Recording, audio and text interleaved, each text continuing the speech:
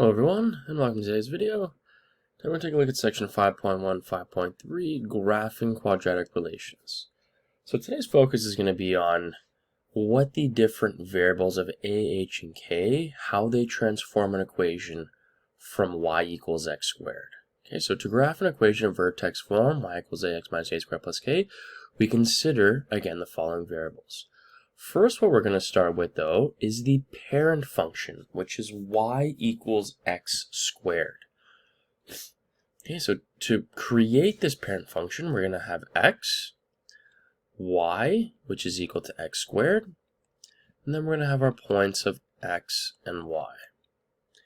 So when you're doing this parent function, we can always start with minus 3, minus 2, minus 1, 0, 1, 2, and 3. So we're simply just going to put these x values into our equation. So we have minus 3 squared, which is equal to 9, and that gives us our point of minus 3 and 9. Minus 2 squared is equal to 4, so we get minus 2 and 4. Minus 1 squared is equal to 1, so we get minus 1 and 1. 0 squared is equal to 0, so we have 0 and 0.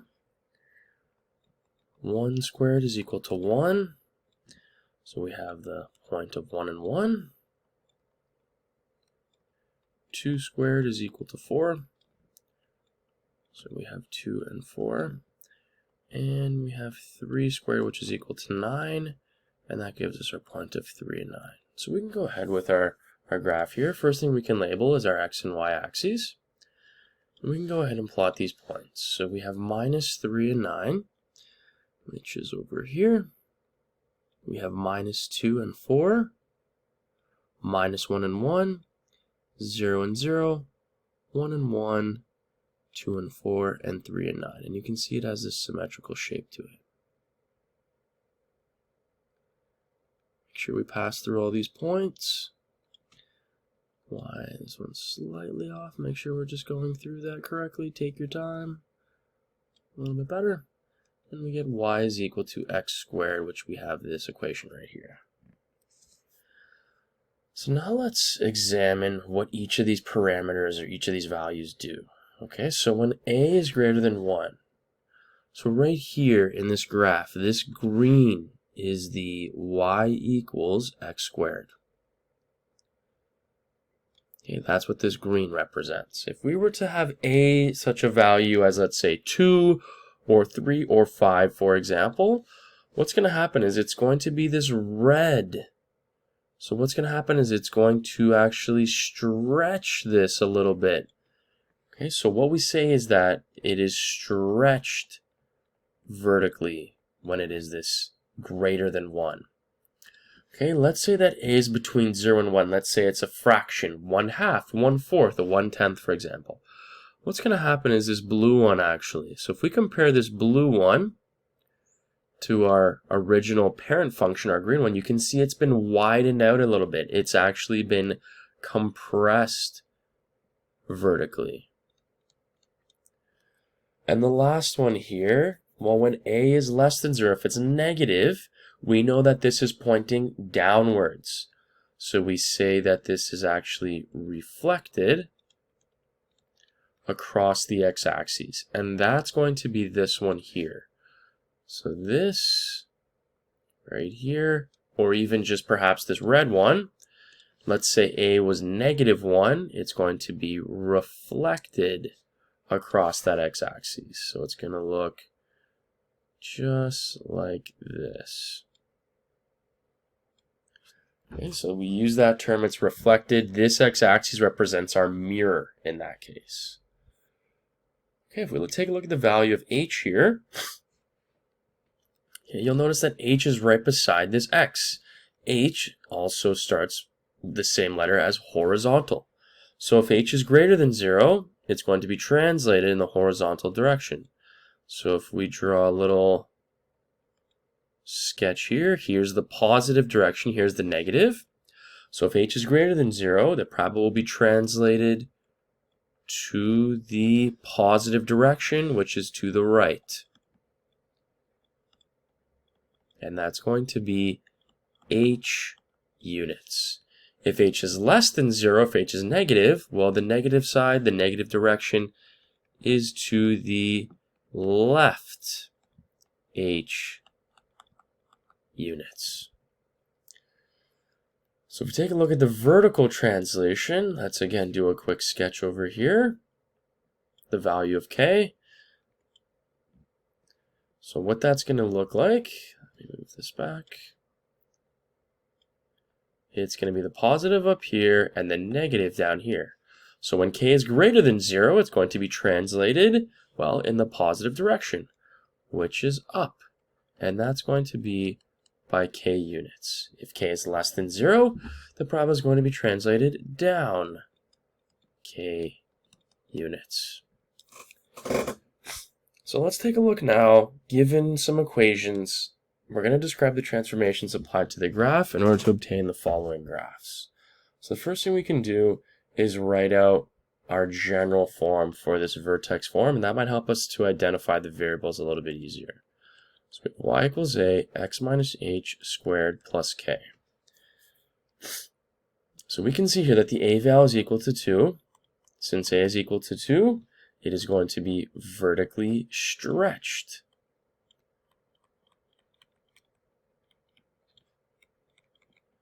And what we say here as well is that it is by a factor of 2.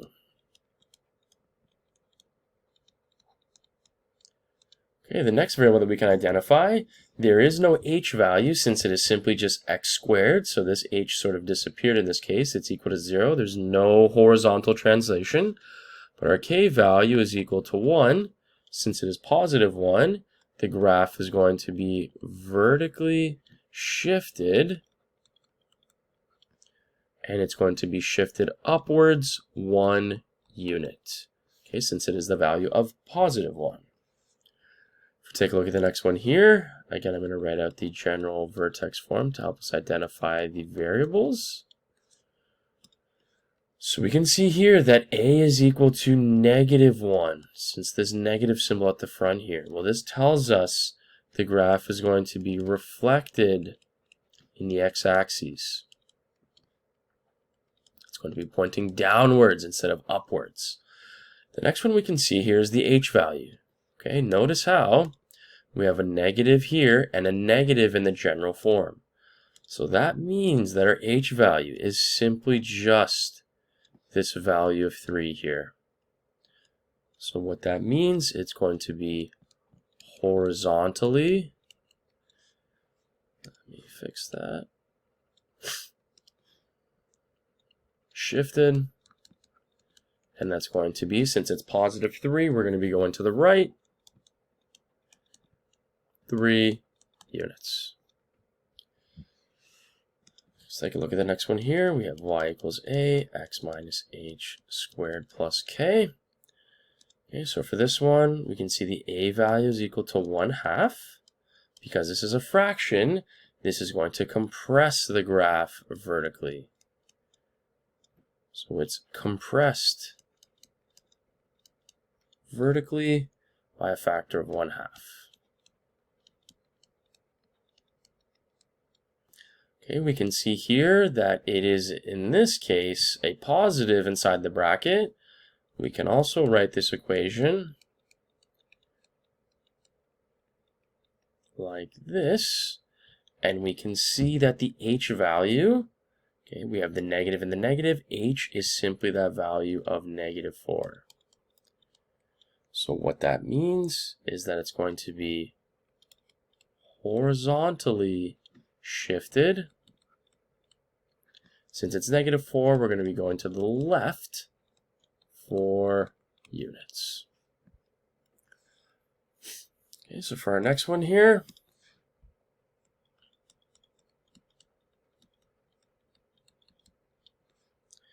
we have our value of a, which is -4, and this will actually tell us 2 things.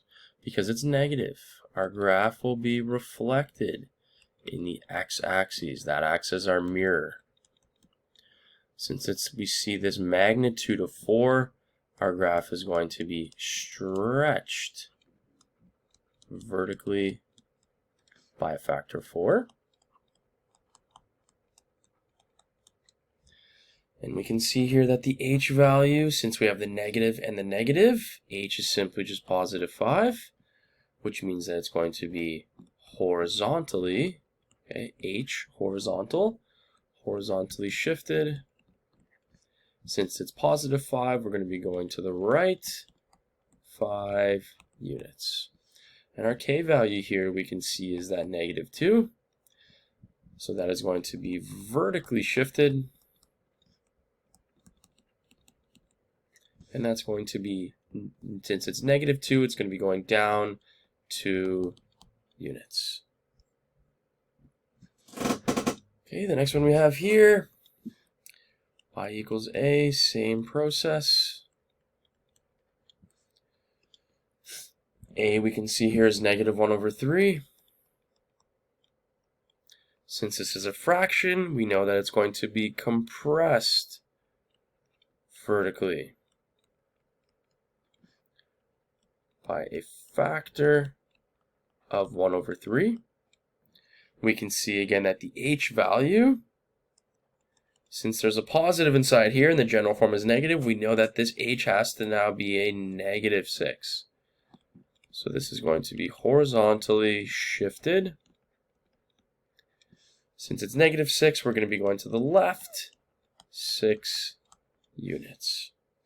We can see that k is equal to positive 7, so that's going to be vertically shifted or translated. Since it's positive 7, we're going up 7 units. Okay, so now we're going to write the equation of the transform function. So we have the graph of y equals x squared is horizontally shifted left 5 units and vertically shifted up 6 units. So again, to write this, we're going to keep referring back to our vertex form. So we have our y is equal to a x minus h squared plus k.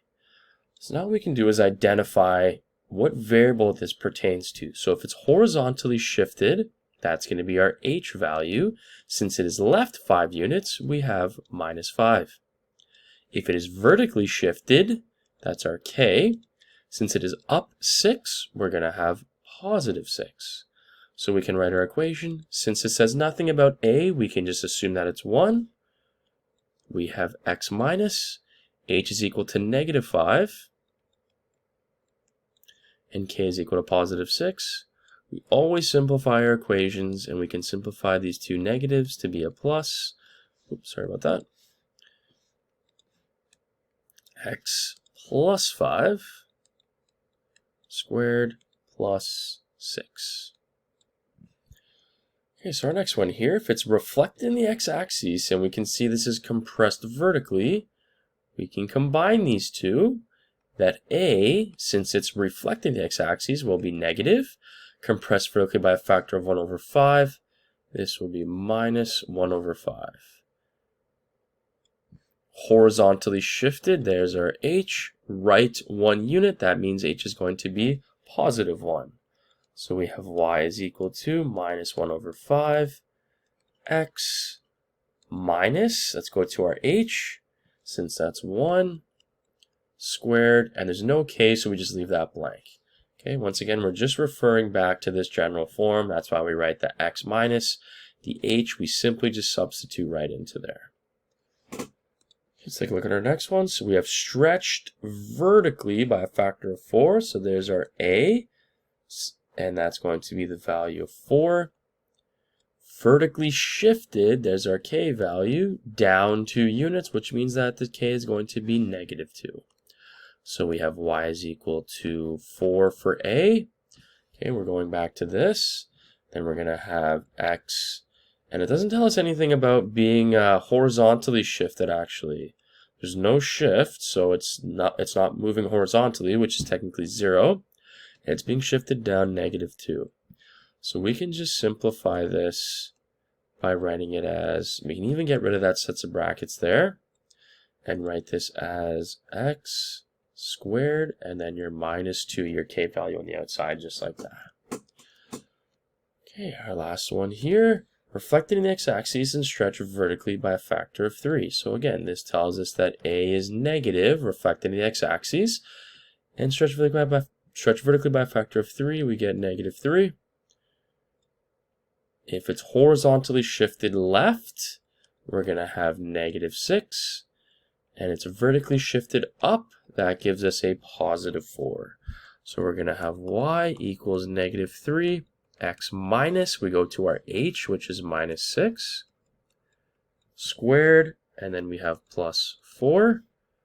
Y equals negative 3, x plus 6 squared plus 4.